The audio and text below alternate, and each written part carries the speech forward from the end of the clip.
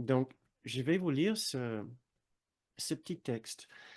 Et encore, cela contient pas mal d'idées. Je vous invite à le réécouter à un autre moment.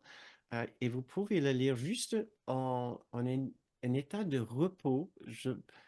Si possible, je vous invite à fermer les yeux pour laisser ce genre de texte entrer au plus profond de votre esprit, où il peut commencer à faire des changements, parce que c'est une invitation. C'est une invitation à faire quelque chose d'assez différent avec ce sentiment. Donc, préparez-vous si vous voulez. Euh, en fermant les yeux et juste avec une grande inspiration, une grande expiration, entrons à nouveau dans cet endroit intime et qui est de notre esprit, où nous faisons des changements importants à notre façon d'être, à notre façon de penser, à notre système de croyance. Entrons dans notre silence intérieur, dans notre esprit juste, où nous entrons aussi dans la présence de la sagesse et de la force intérieure.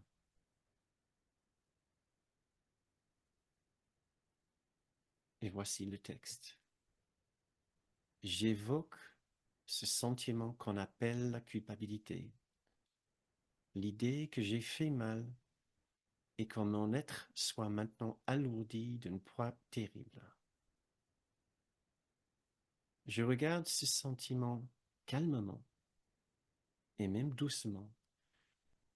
Je peux voir son poids dans mon esprit, sa couleur, sa texture. Je peux m'approcher de lui ou m'en éloigner. Je peux voir sa taille et sa température. Et je comprends que cette culpabilité est juste une construction mentale. Elle n'a pas de réalité en elle-même. Elle est juste une pensée, une croyance, une idée. En fait, si je veux, je peux même m'approcher de cette masse et passer ma main complètement à travers, puisque une idée n'est que cela, que de la brume, un nuage, de la fumée et rien de plus.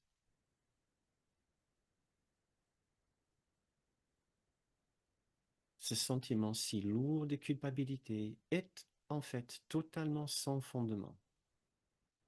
Je n'ai rien fait pour mériter ce sentiment profond de culpabilité existentielle.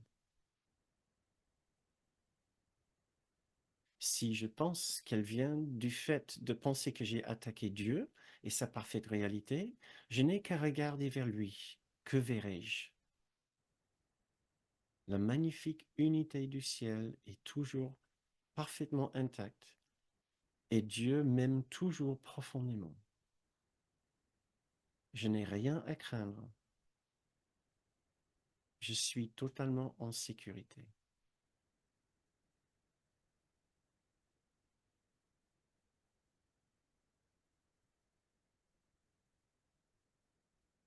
Il n'y a rien à craindre. Je suis totalement en sécurité. Il est impossible d'être parfait dans ce monde. J'ai fait des erreurs comme tout le monde, mais ce ne sont pas des péchés. Et les conséquences de mes erreurs ont déjà été guéries. Je suis absous de toute culpabilité. Le, les remords, je connais, pour les choses que j'aurais préféré ne pas avoir fait. Mais je refuse d'accepter la culpabilité. J'accepte ma profonde innocence de fond, telle que Dieu m'a créée.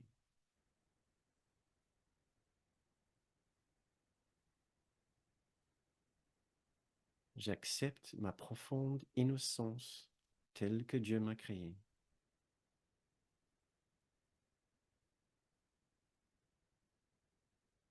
Je pense maintenant tendrement aux personnes à qui j'ai pu avoir fait mal ou déçu. Ces personnes disposent de tout ce qu'il faut pour guérir leurs blessures et retrouver la paix et l'amour.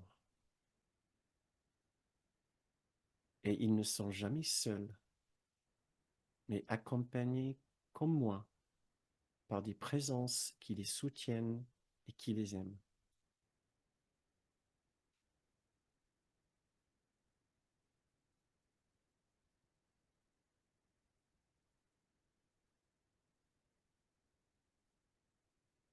Je médite aussi ma dignité et mon innocence, ma profonde acceptabilité et inclusion.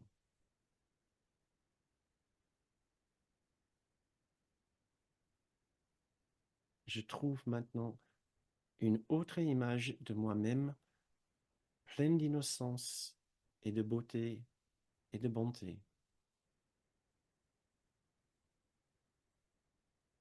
Je me sens propre, pur, aimé et inclus.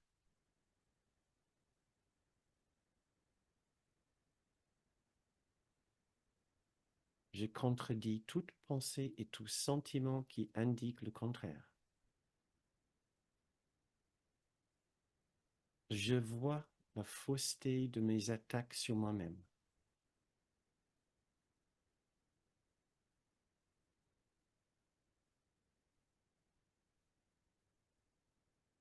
Je suis patient dans ce processus de transformation car je sais que j'ai beaucoup de résistance et je serai encore tenté de donner de la gravité à mes erreurs et les appeler mes péchés et de m'exclure de l'amour.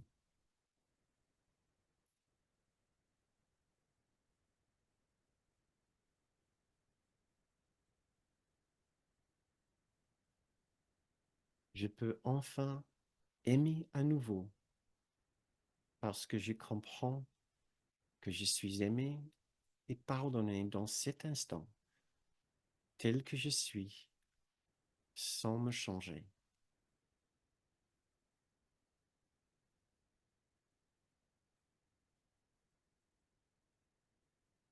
Et je connais en cet instant un sentiment de repos, de force et de sécurité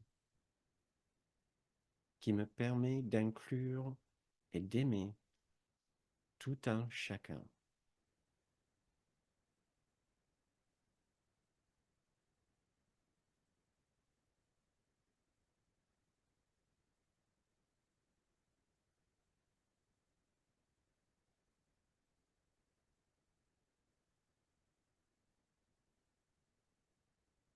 Et voici un extrait de la leçon 57 pour finir cette méditation. Mon esprit fait partie de celui de Dieu. Je suis très saint.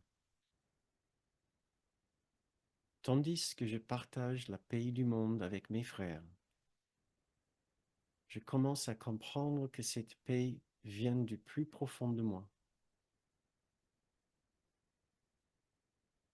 Le monde que je regarde a revêtu la lumière de mon pardon et réfléchit le pardon sur moi. Dans cette lumière, je commence à voir ce que mes illusions sur moi-même gardaient caché.